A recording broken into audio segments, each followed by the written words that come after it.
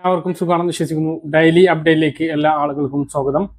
നാളെ ജൂലൈ 31 തുറന്നുള്ള ദിവസങ്ങളിലും നമ്മൾ ശ്രദ്ധിക്കേണ്ട വളരെ പ്രധാനപ്പെട്ട കാര്യങ്ങളാണ് ഈ ഒരു വീഡിയോയിൽ വ്യക്തമാക്കുന്നത്. വീഡിയോയുടെ വിശദാംശങ്ങളിലേക്ക് കടക്കുന്ന മുമ്പ് കൂടുതൽ ആളുകളിലേക്ക് ഇൻഫർമേഷൻ എത്താൻ ഷെയർ ചെയ്യുക, ലൈക്ക് ചെയ്യുക, ഫേസ്ബുക്കിലൂടെ കാണുന്ന ആളുകൾ ഫോളോ ചെയ്യുക. വീഡിയോയുടെ വിശദമായ വിവരങ്ങളിലേക്ക് വരാം. ഓറഞ്ച് അലർട്ട് പ്രഖ്യാപിച്ച സാഹചര്യത്തിൽ സംസ്ഥാനത്തെ 2 ജില്ലകളിലെ വിദ്യാഭ്യാസ സ്ഥാപനങ്ങൾക്ക് നാളെ അവധി പ്രഖ്യാപിച്ചിട്ടുണ്ട്. എറണാകുളം ജില്ലയിലെ പ്രൊഫഷണൽ കോളേജുകൾ ഉൾപ്പെടെയുള്ള എല്ലാ വിദ്യാഭ്യാസ സ്ഥാപനങ്ങൾക്കും നാളെ വെള്ളിയാഴ്ച അവധി പ്രഖ്യാപിച്ച് ജില്ലാ കളക്ടർ ഉത്തരവിറക്കി. മഴ കാരണം തുടർച്ചയായ 2ാം ദിവസവും വയനാട് ജില്ലയിലും അവധി പ്രഖ്യാപിച്ചിട്ടുണ്ട്. നാളെ 31 വെള്ളിയാഴ്ച ദിവസം പ്രൊഫഷണൽ കോളേജുകൾ ഉൾപ്പെടെയുള്ള എല്ലാ വിദ്യാഭ്യാസ സ്ഥാപനങ്ങൾക്കും അവധി പ്രഖ്യാപിച്ചിട്ടുണ്ട്. റെസിഡൻഷ്യൽ സ്കൂളുകൾക്കും കോളേജുകൾക്കും അവധി ബാധകമല്ല. സംസ്ഥാനത്ത് കഴിഞ്ഞ മാസം 9-ാം തീയതി മുതൽ ആരംഭിച്ച ട്രോളിംഗ് നിരോധനം നാളെ അർദ്ധരാത്രിയോടുകൂടി അവസാനിക്കും. നമുക്ക് ജൂലൈ മാസം നാളത്തോടുകൂടി അവസാനിക്കുകയാണ്. ഇതോടൊപ്പം പല കാര്യങ്ങളും അവസാനിക്കുന്നുണ്ട്. ഇതിനുശേഷം ഓഗസ്റ്റ് മാസം തുടങ്ങുമ്പോൾ വലിയ പ്രത്യേകതകളാണ് ഓഗസ്റ്റ് മാസത്തിലുള്ളത്. നിരവധി പ്രഖ്യാപനങ്ങൾ നാളെ ഉണ്ടാകും, വരും ദിവസങ്ങളിലും ഉണ്ടാകും.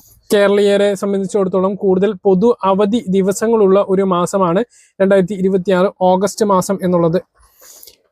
ഇതിൽ ശ്രീനാരായണ ഗുരു ജയന്തി, ഓണം അവധികൾ, ഓഗസ്റ്റ് 15 അവധികൾ, കർക്കിടവാവ് അവധികൾ, നബിദിനം അവധികൾ എല്ലാം വരുന്നുണ്ട്. ഓണമായതുകൊണ്ട് തന്നെ വലിയ പ്രഖ്യാപനങ്ങളാണ് സർക്കാരിന്റെ ഭാഗത്തു നിന്നും റേഷനായിട്ടും പെൻഷനായിട്ടും മറ്റ് സഹായങ്ങളായിട്ടും ഉള്ളത്. ഇതിൽ ഏറ്റവും പ്രധാനപ്പെട്ടത് റേഷനാണ്. ഈ ജൂലൈ മാസത്തെ റേഷൻ നാളത്തോട് കൂടിയിട്ട് അവസാനിക്കും. 1-ാം തീയതി സംസ്ഥാനത്ത് റേഷൻ കട അവധിയായിരിക്കും, ശനിയാഴ്ച ദിവസം അവധിയായിരിക്കും. പിന്നെ ഞായറാഴ്ച 2-ാം തീയതി അവധിക്ക് ശേഷം 3-ാം തീയതി മുതലാണ് ഓഗസ്റ്റ് മാസത്തെ ഓണം മാസത്തെ റേഷൻ വിതരണം ആരംഭിക്കുക. ഓഗസ്റ്റ് മാസത്തെ റേഷൻ നാളെ പ്രഖ്യാപിക്കുന്നതാണ്. വലിയ പ്രഖ്യാപനങ്ങളാണ് പ്രതീക്ഷിക്കുന്നത്. മഞ്ഞ റേഷൻ കാർഡിന് പഞ്ചസാര ഉണ്ടാകും എന്നാണ് പ്രതീക്ഷിക്കുന്നത്. അതോടൊപ്പം തന്നെ നീല വെള്ള റേഷൻ കാർഡുള്ളവർക്ക് സ്പെഷ്യൽ അരി അതുപോലെ സ്പെഷ്യൽ ഗോതമ്പും ഉണ്ടാകും എന്ന് പ്രതീക്ഷിക്കുന്നു. എല്ലാം നാളെ പ്രഖ്യാപിക്കുന്നതാണ്. മഞ്ഞ റേഷൻ കാർഡിന് സൗജന്യ ഭക്ഷ്യകിറ്റ് നേരത്തെ പ്രഖ്യാപിച്ചിരുന്നു. 10-ാം തീയതി മുതൽ സൗജന്യ ഭക്ഷ്യകിറ്റ് റേഷൻ കട വഴി വിതരണം ചെയ്യും. 25-ാം തീയതി വരെയാണ് സൗജന്യ ഭക്ഷ്യകിറ്റ് റേഷൻ കട വഴി വാങ്ങാൻ കഴിയുക. ഇതുകൂടാതെ സപ്ലൈകോയിലൂടെ നിരവധി സഹായങ്ങൾ റേഷൻ കാർഡ് ഉടമകൾക്ക് പ്രഖ്യാപിച്ചിട്ടുണ്ട്. 8-ാം തീയതി മുതൽ ഓണം ഫെയറുകളും ഓണച്ചന്തകളും ആരംഭിക്കും.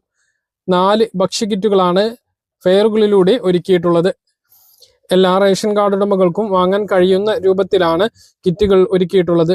299 രൂപയുടെ ഒരു കിറ്റുണ്ട്, അതുപോലെ 1000 രൂപയുടെ കിറ്റുണ്ട്, 1500 രൂപയുടെ കിറ്റുണ്ട്, 2000 രൂപയുടെ കിറ്റുണ്ട്. 2000 രൂപയുടെ കിറ്റിൽ 2540 രൂപയുടെ, അതായത് 540 രൂപയുടെ സാധനങ്ങൾ കിറ്റിലുണ്ടാകും. 30 ഇനങ്ങളാണ് അതിലുണ്ടാകുക. 9 ഇനങ്ങളാണ് 299 രൂപയുടെ കിറ്റിലുണ്ടാകുക. 374 രൂപ 50 പൈസയുടെ സാധനങ്ങൾ ഉണ്ടാകും. 1000 രൂപയുടെ കിറ്റിൽ 1280 രൂപയുടെ 21 ഇനം സാധനങ്ങളും 1500 രൂപയുടെ കിറ്റിൽ 1880 രൂപയുടെ വില വരുന്ന 25 ഇനം സാധനങ്ങളും കിറ്റിലുണ്ടാകും. സൗജന്യ ഭക്ഷ്യകിറ്റിൽ തുണിസഞ്ചി അടക്കം 16 ഇനങ്ങളാണ് ഉൾപ്പെടുത്തിയിട്ടുള്ളത്. വെളിച്ചെണ്ണയും പഞ്ചസാരയും അടക്കമാണ് കിറ്റിലുള്ള സാധനങ്ങൾ. സപ്ലൈകോയിൽ നിന്നും ലഭിക്കുന്ന വില കൊടുത്ത കിറ്റിൽ അരിയുണ്ട്, പഞ്ചസാരയുണ്ട്, പായസക്കൂട്ടുണ്ട്. ഓണസദ്യ ഒരുക്കാൻ വേണ്ട എല്ലാ സാധനങ്ങളും 1000 മുതൽ 2000 രൂപ വരെ വില വരുന്ന കിറ്റുകളിൽ ഉണ്ടാകും. 299 രൂപ വില വരുന്ന കിറ്റിൽ വിവിധ തരം മസാലപ്പൊടികളാണ് ഉള്ളത്. പട്ടികജാതി വിഭാഗക്കാർക്കുള്ള ഓണം ആനുകൂല്യം, സർക്കാർ ജീവനക്കാർക്കും പെൻഷൻകാർക്കുമുള്ള ഉത്സവ ഭത്ത, ഓണം ബോണസ്, ഇവയ്ക്കു പുറമെ സംസ്ഥാനത്തെ ക്ഷേമ പെൻഷൻ വാങ്ങുന്ന ആളുകൾക്ക് നേരത്തെ പെൻഷൻ വിതരണം ചെയ്യും.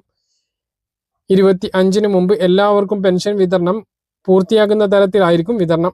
2 മാസത്തെ 4000 രൂപ ലഭിക്കാനാണ് സാധ്യത. കെട്ടിട നിർമ്മാണ തൊഴിലാളികൾക്ക് 2 മാസത്തെ 3200 ലഭിക്കും എന്നുള്ളതാണ് വിവരം. ജൂലൈ മാസത്തിൽ 1 മാസത്തെ ഗഡു ഇപ്പോൾ വിതരണം ആരംഭിച്ചിട്ടുണ്ട്. അവർക്ക് 2000 രൂപ പെൻഷൻ ആയിട്ടില്ല. കെട്ടിട നിർമ്മാണ തൊഴിലാളികൾക്ക് ഇപ്പോഴും 1600. ജൂലൈ റേഷൻ വാങ്ങാത്തവർ നാളെ തന്നെ പോയിട്ട് വാങ്ങാൻ വേണ്ടി ശ്രദ്ധിക്കുക. ബാങ്ക് അക്കൗണ്ട് ഉടമകൾക്ക് ഓഗസ്റ്റ് 1 മുതൽ വലിയ മാറ്റങ്ങളാണ് വരാൻ പോകുന്നത്. CKYC 2.0 വരികയാണ്. മറ്റു മാറ്റങ്ങളും ഉണ്ട്. മിനിമം ബാലൻസ് സൂക്ഷിക്കാത്തതിന് പിഴ ഈടാക്കിയ സംഭവം, സ്ത്രീകൾക്ക് അക്കൗണ്ട് എടുക്കുമ്പോൾ ഇൻഷുറൻസ് തുടങ്ങിയ അറിയിപ്പുകളും ഉണ്ട്. വീഡിയോയുടെ വിശദാംശങ്ങളിലേക്ക് കടക്കുന്നതിന് മുമ്പ് കൂടുതൽ ആളുകളിലേക്ക് ഇൻഫർമേഷൻ എത്താൻ ഷെയർ ചെയ്യുക, ലൈക്ക് ചെയ്യുക, ഫേസ്ബുക്കിലൂടെ കാണുന്ന ആളുകൾ ഫോളോ ചെയ്യുക. വീഡിയോയുടെ വിശദമായ വിവരങ്ങളിലേക്ക് വരാം. ഇതിൽ ആദ്യത്തെ അറിയിപ്പ് CKYC 2.0 തന്നെയാണ്. രാജ്യത്തെ സാമ്പത്തിക രംഗത്തും ബാങ്കിംഗ് സേവനങ്ങളിലും വലിയ മാറ്റങ്ങൾക്ക് വഴിയൊരുക്കുന്ന CKYC 2.0 അഥവാ central no your customer August 1 മുതൽ നടപ്പിലാക്കുകയാണ്.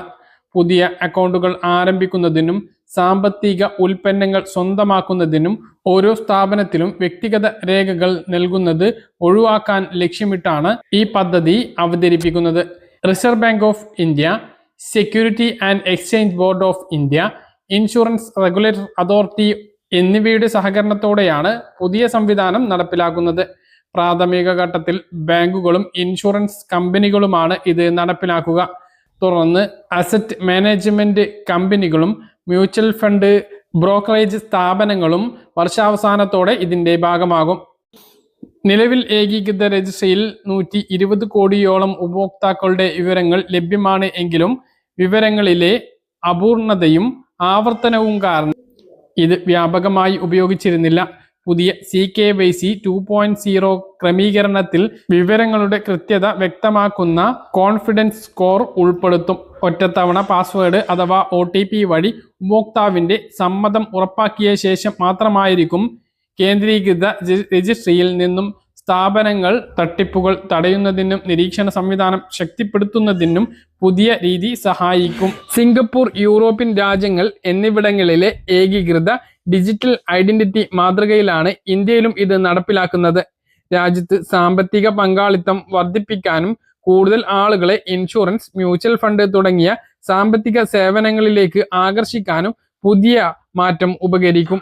മറ്റു പ്രധാനപ്പെട്ട അറിയിപ്പ് 2025 ഏപ്രിൽ മുതൽ 2026 മാർച്ച് 31 വരെ മിനിമം ബാലൻസ് ഇല്ലാത്തതിന്റെ പേരിൽ ബാങ്കുകൾ പിഴ ഈടാക്കിയത് 7000 കോടി രൂപ. കൂടുതൽ തുക ഈടാക്കിയത് സ്വകാര്യ ബാങ്കുകളാണ്. സേവിങ്സ് കറന്റ് അക്കൗണ്ടുകളിൽ മിനിമം ശരാശരി ബാലൻസ് നിലനിർത്താത്തവരിൽ നിന്നാണ് വൻ പിഴ ഈടാക്കിയിരിക്കുന്നത്. സ്വകാര്യ ബാങ്കുകൾ ആകെ ഈടാക്കിയിരിക്കുന്നത് 4948.71 കോടി രൂപയാണ്. ഇതിൽ HDFC ബാങ്ക് മാത്രം 1798.14 കോടി രൂപയും വാങ്ങിയിട്ടുണ്ട്. ആക്സിസ് ബാങ്ക് 1081.33 കോടി രൂപയും പിഴയായി ഈടാക്കിയിട്ടുണ്ട്. 19 സ്വകാര്യ ബാങ്കുകളിലെ മൊത്തം തുകയുടെ 58% HDFC ബാങ്ക്, ആക്സിസ് ബാങ്ക് എന്നീ ബാങ്കുകളാണ് ഈടാക്കിയിരിക്കുന്നത്. 2137.92 കോടി രൂപയാണ് പൊതുമേഖലാ ബാങ്കുകൾ മൊത്തം പിഴയായി ഈടാക്കിയിട്ടുള്ളത്. എന്നാൽ പിഴ ബാധകമല്ലാത്ത അക്കൗണ്ടുകളുണ്ട്. എല്ലാ അക്കൗണ്ട് ഉടമകൾക്കും ഇത്തരം പിഴ ബാധകമല്ല. കേന്ദ്ര സർക്കാരിന്റെ നിർദ്ദേശപ്രകാരം ബേസിക് സേവിംഗ് ബാങ്ക് ഡിപ്പോസിറ്റ് അക്കൗണ്ടുകൾ തുടങ്ങിയിട്ടുള്ളവർക്കും പ്രധാനമന്ത്രി ജൻധൻ യോജന അക്കൗണ്ടുള്ളവർക്കും പിഴ ഈടാക്കില്ല. പറഞ്ഞ കാര്യങ്ങൾ കൃത്യമായിട്ട് മനസ്സിലാണെന്ന് കരുതുന്നു. ഇതുപോലുള്ള ഇൻഫർമേഷനുകൾക്ക് ഫോളോ ചെയ്യുക, സബ്സ്ക്രൈബ് ചെയ്യുക. മറ്റൊരു വീഡിയോയുമായി നമുക്ക് വീണ്ടും കാണാം. ബൈ.